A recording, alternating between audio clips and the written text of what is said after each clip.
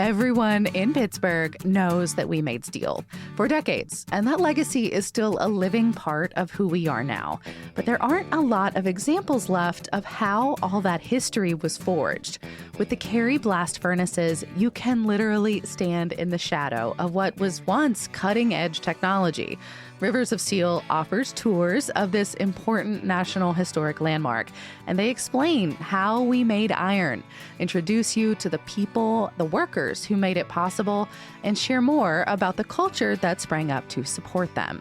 Plus, they've got a special spotlight right now on how the Great Migration shaped its workforce. Learn more and book a tour at riversofsteel.com/tours.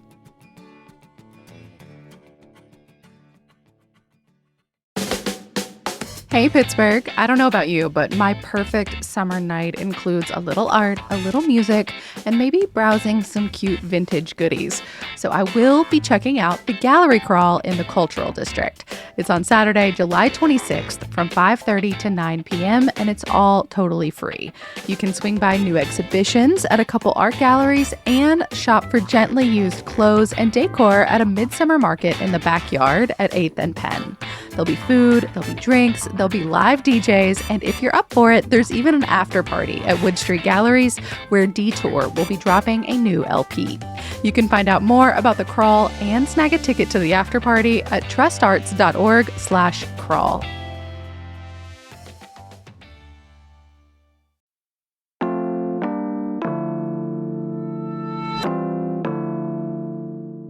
Today on CityCast Pittsburgh, I got lucky over the 4th. I did not heed the airport's advice.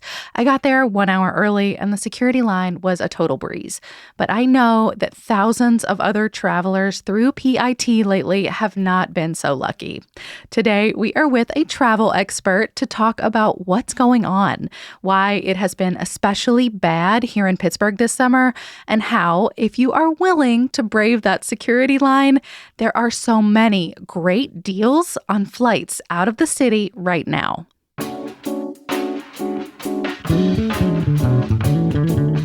It's Wednesday, July 17th. I'm Megan Harris, and here's what Pittsburgh's talking about.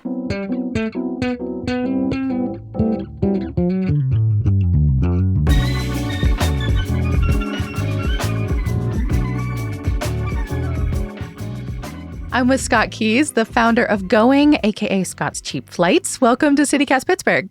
Thank you so much for having me. I'm curious, Scott, have you ever flown through our own PIT? I'm curious if you have any impressions of the airport. I have. It's been about a decade since I've flown Well, not much has changed, Pittsburgh. so I think that's fine. I remember it being a warm welcome. I do remember it being a bit outside of town, a bit of a hike to get into the city, but it was great. I love small airports because they're so easy to get through. It's like the amount of time between when you get off your plane and at least out to the curb is that's always something that was really important to me when I'm visiting an airport. Well, easy to get through if you're flying in. The problem we've had lately, though, is that if you're flying out, if you're a Pittsburgher leaving town, or say you've been here to visit, it's been so backed up. We've had record travel earlier this month with July 4th. And I know you've been talking a lot about flight volume too. What's going on and why is it so much worse in a city like Pittsburgh? Yeah, look, we have been setting new records basically every month so far in 2024 in terms of passenger volumes. They just recently set the new single day record, more than 3 million people getting on flights in the US.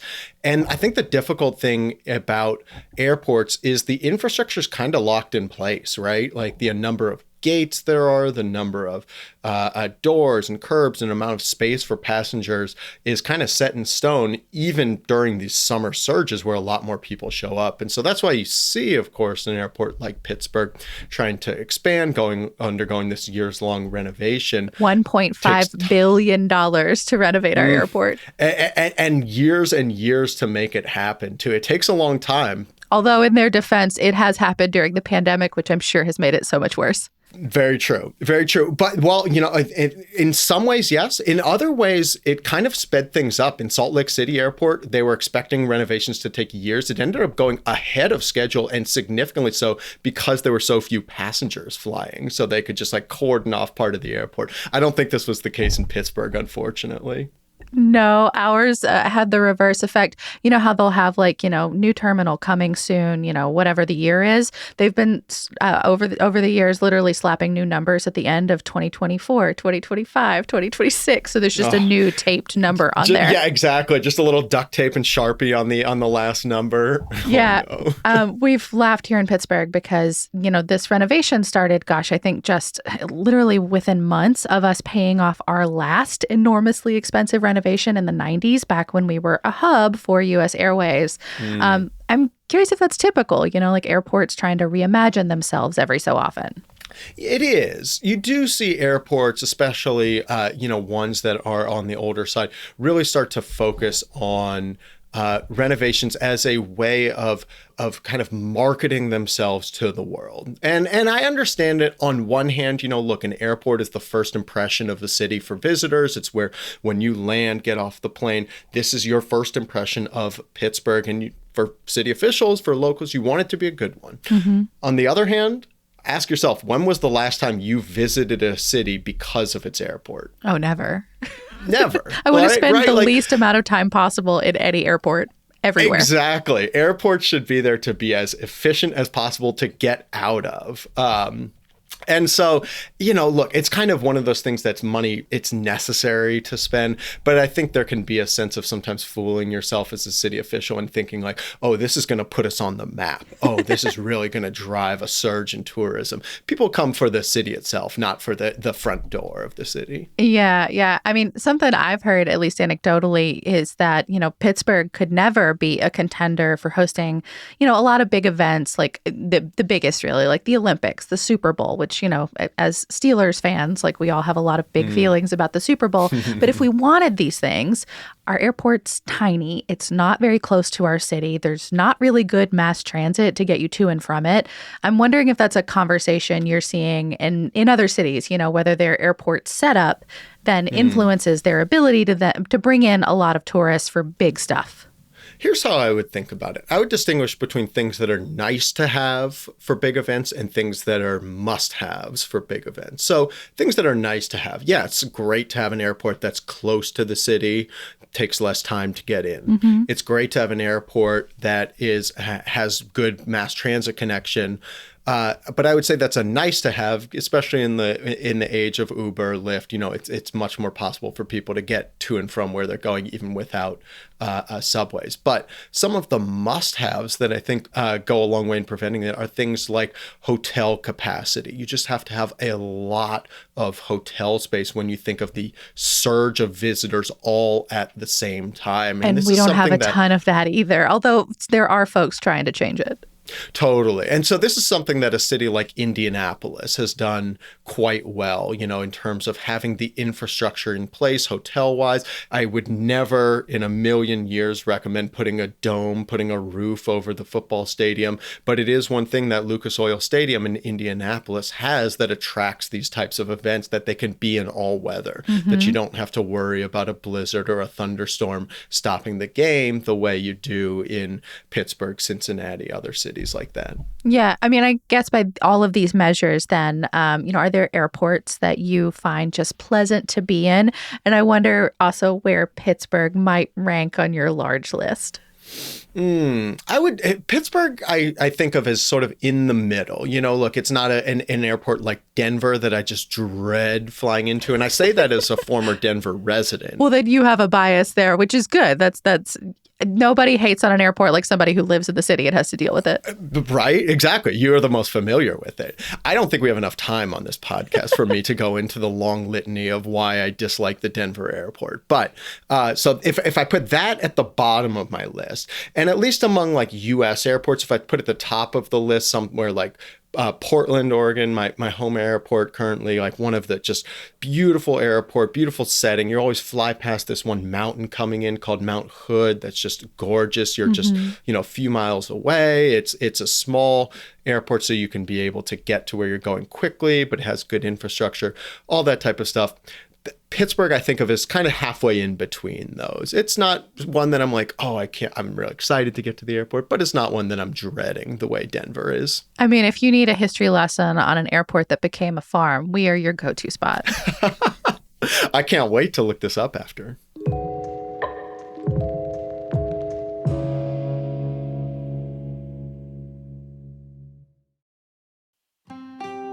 Do yins ever have a mild panic over everyone who has access to your personal information?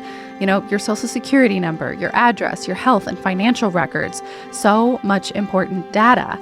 Like, I'm not trying to live off the grid, but still, does everyone need my mother's maiden name?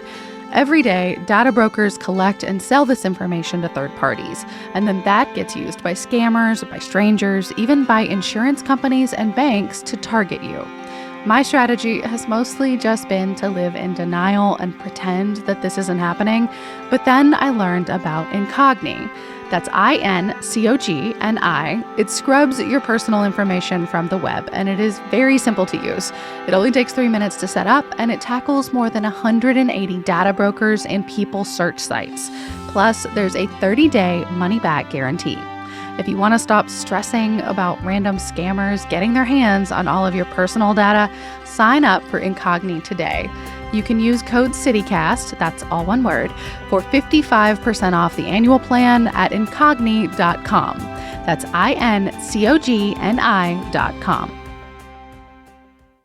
Well, so let's talk about ways to get good deals out of PIT. You know, of course, we're not the biggest city and our airport is no longer a hub.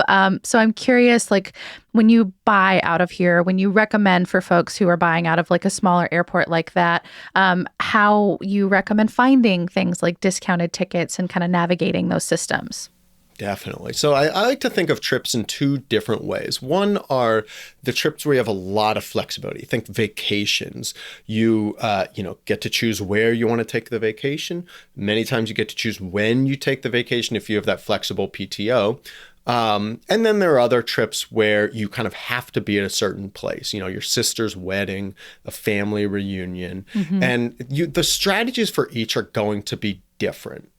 So for the trips that are like vacations where you've got a lot of flexibility, I think the single best thing you can do to get cheap flights is take the normal way you search for flights and do it exactly in reverse. So the normal way is a 3-step process. Step 1, you decide where you want to go. Yeah. Step 2, you decide when you want to go there.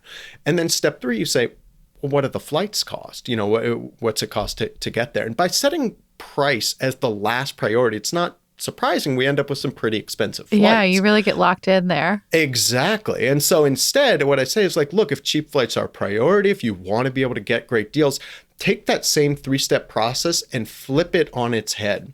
Step 1, where are there cheap flights currently available out of my home airport? So right now, I checked right before coming on out of Pittsburgh, there are flights to Pittsburgh to London for $471 round trip, flights to Paris for $495 round trip, flights down to Aruba for $276 round trip. These are not on budget airlines. These are full service airlines. And these are deals that are available right now out of Pittsburgh. They might not be available next week because remember, flights are always changing, but those are the ones we're saying, oh, London, Paris, Aruba, these sound great. So step 2, of those options, which one interests you the most? Where would you like to go?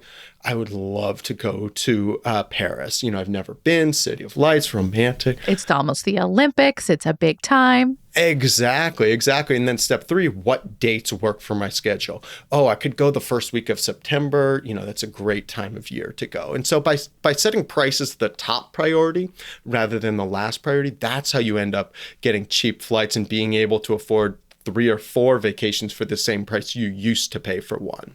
How fussy do you think people should be about things like direct flights and choosing your seat and things like that? I think everybody should do the thing that they want to do. They just need to be aware of what the trade-offs are. Typically, but not always, a more convenient flight, like a direct flight, you're going to have to pay a premium for. Not always. And remember, airfare is extremely volatile. Today's cheap flight might be tomorrow's expensive flight and vice versa. But just being aware that, look, if I want to fly to London, that $471 flight includes a connection. If I want to fly there nonstop, as there is, a new nonstop flight from Pittsburgh to London, that price is more going to be like $800 or $900. It's so much more expensive. Exactly. If you're willing to pay $400, $500, $600 extra dollars for a nonstop, by all means, go for it. And I think that's going to change in your kind of stage of life. In my 20s, early 30s, before I had kids, I would take whatever.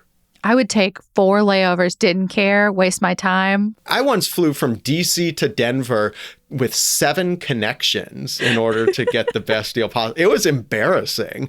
Today, I could not, you could not pay me enough money to do that. So I think it's okay for your preferences to change, but I like just to be aware that, look, I'm paying extra for the convenience. Yeah. Do you think that it's better to be loyal to, say, like an airline, or like try to find, city destinations maybe that have good relationships with your airport? Is that even a thing? Unless your company is buying your flights, in which case, by all means, do get whatever the you one want. to be loyal and get those benefits. The better strategy for most people is to be loyal to yourself. And what I mean by that is, like, look, being loyal, everybody talks about loyalty as though it's Yeah, they're this all thing called that loyalty programs. Right, that you can do that's like costless. But what it actually means is to be loyal to one airline means being willing to pay more to fly that airline than some other airline that might have a cheaper flight. Look, why do I want to pay $100 extra to fly economy American versus economy in United? They're basically the exact same experience. So I'd rather save that money, spread out my loyalty, and also be able to take advantage of perks that exist by, the airline credit cards, for instance. I think that's a better strategy for most people. Well, I was going to ask, does your opinion on this extend to the credit cards, or do you think the credit cards are more worth it? I think the credit card game is extremely lucrative if you can play it well and responsibly. And so what I mean by that is I'm somebody who loves frequent flyer miles, hotel points, bank points, all that. But there are a couple ironclad rules to be aware of. And remembering that, first and foremost, the airlines make it difficult and confusing because they benefit from that difficulty and confusion. So you need to know that, for a credit card, for instance, don't never spend more money than you have. Treat it like a debit card. Just spend the money that you actually do have in your bank account. Which is good advice for any credit card for any reason. Absolutely. Pay off your balance in full every single month. Do not pay interest charges. All those types of things. If you're not willing or capable or organized enough to do that, then the credit card game is probably not for you, because any benefits you might get are going to be eaten up and then some by the late fees, interest fees, things like that. So if you're organized and can do it well, it's really, really beneficial. If you've got a lot going on, if it's not your type of speed to really kind of stay on top of these things, there are plenty of other areas in travel that are less risky than credit cards. Such as, what do you recommend these days? I could go give dozens and dozens of tips, but I'll give you one great tip for those inflexible trips. The most important thing is to get the timing of your booking right. Yeah. Is there a best day to book a flight or to check? Or like, I've heard this thing that you're not supposed to like search for a flight too much because that can mess with the algorithm. Is any of that stuff true? It is not. It is not true. And I think those sorts of tales exist because of the inherent volatility and confusion of flights. Because it's the most confusing thing we purchase, we almost treat it like a modern day rain dance where we're like, oh, if I just stop searching on, at this time, or if I search at this time, then it'll definitely be cheaper. It doesn't work that way. Airfare is extraordinarily volatile, but there is something you can do. So you don't have to worry about Tuesday at 1 p.m. That is a myth. It used to be true 25 years ago when airlines first started selling tickets online. Yeah. Today, the airfare is changing by the day, by the hour. It is not something that's loaded once a week, Tuesday at 1 p.m. Instead, what's important is to get the timing of your booking right. And the best way to do that is to think what I call Goldilocks windows. Not too early, not too late, just right in the middle. So let's say you're traveling domestically. You're taking a domestic flight. The Goldilocks window for when cheap flights are most likely to pop up for off-peak travel for, not in the summer, Christmas, New Year, it's about 1 to 3 months ahead of time. For peak travel dates, more like 3 to 6 months ahead of time. That's when the odds are at their best of a cheap flight popping up. Any closer to travel dates, then you're getting into last minute and airfare tends to get really expensive. But what a lot of folks miss is, you think of, oh, it's cheaper to book early. You can actually book too early. the early bird gets the worm, but the earliest bird does not get the worm. In this case, you want to wait till those Goldilocks windows, typically when your odds are at their highest. Is there a best or cheapest day to do your flight, like to get on the plane? I'm so glad you asked, because that's a really important disambiguation here. So while there's no cheapest day to book your flight, there are cheapest days to take your flights. And those typically are Tuesdays and Wednesdays. Oh. Sometimes it's Saturdays. This is actually something that's changed a little bit since Indeed. Yeah. So pre-pandemic, Saturday was one of the cheapest days to fly. The reason why Tuesday and Wednesday and previously Saturday were cheapest days to fly is because business travelers did not want to fly on those days. Business travelers like to fly Monday, Friday, Sunday.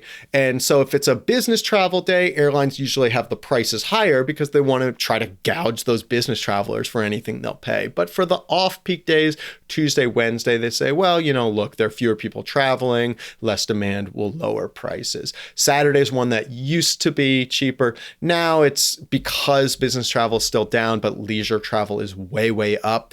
It is less so. So Tuesdays and Wednesdays are still reliably the cheapest days of the week to actually fly.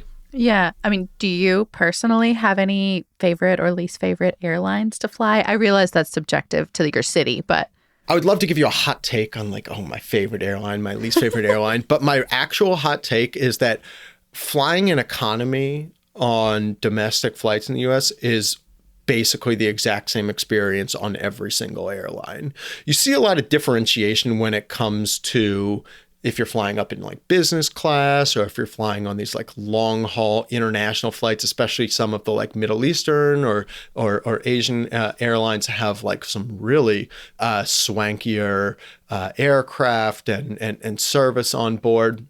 But frankly, economy, economy in Delta, economy in American, economy in United, even economy in something like Spirit, Southwest, not all that different. It's all pretty similar. So to me, it's just whatever flight is most convenient. I care more about nonstop now than I used to, but it's mostly just convenience. And then I want to get a cheap flight. I'm a cheap flight guy. I've kind of built that about myself, and then it would personally hurt my soul, even if nobody knows about it, to overpay for a flight. So that's what's important to me, staying loyal to cheap flights. I don't think you're at risk for overpaying for a flight. If anyone in the U.S. has a chance, I think it's you and your family. Oh my gosh. I have done it before. I remember, still to this day, I remember paying over $1,000 once to fly down to South America, and it haunts me. I still feel like, gosh, I could have done so much better on that one. So it's good to have something that's still kind of motivating you and driving you. Well, Scott, I hope you consider Pittsburgh on your upcoming travel. We have a lot of fun things to offer, and I promise you the CityCast team would show you a good time. Oh, absolutely. One of my favorite, I used to live in Washington, D.C., and one of my favorite memories was riding on the Great Allegheny Passage from D.C. to Pittsburgh. I've been meaning to get back and do it in reverse. Yeah, come anytime. We got you. Scott Keyes is the founder of Going. He's from Ohio, but we won't hold that against him. Scott, thank you so much. My pleasure.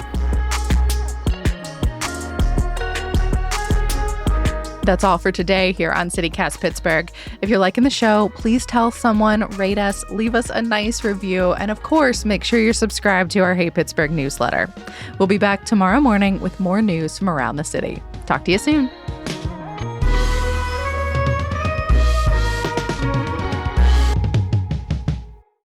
Cheap flights, you got covered, but do you have any suggestions for cheap hotels? Because sometimes that is almost worse. Definitely.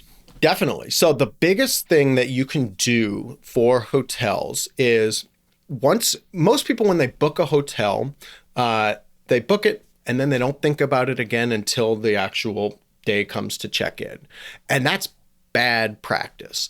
Best practice instead, book that hotel and then set yourself a little calendar reminder, maybe every Monday morning, to check the price of that hotel for your travel dates. Because if the price went down, hotels are not something that you prepay for. 99 times out of 100, you reserve it, but there's free cancellation. And so you can just cancel your old reservation. Let's say you booked it at $300 a night. You cancel your old reservation because now it's down to $250. you rebook it at $250, you just saved yourself $50 a night. So we call it gardening your reservation, checking it for weeds, seeing if it's gotten any better. That's the best thing you can do for hotels, and frankly for car rentals, especially car rentals. The price is changing a lot, and so taking advantage of any price drops. And the great thing is, look, you book it at $300. If that price goes up to $350, doesn't matter. You already got it at $300. If it goes down to $250, awesome. You rebook it, you pocket the difference. So it's a real kind of heads you win, tails they lose situation.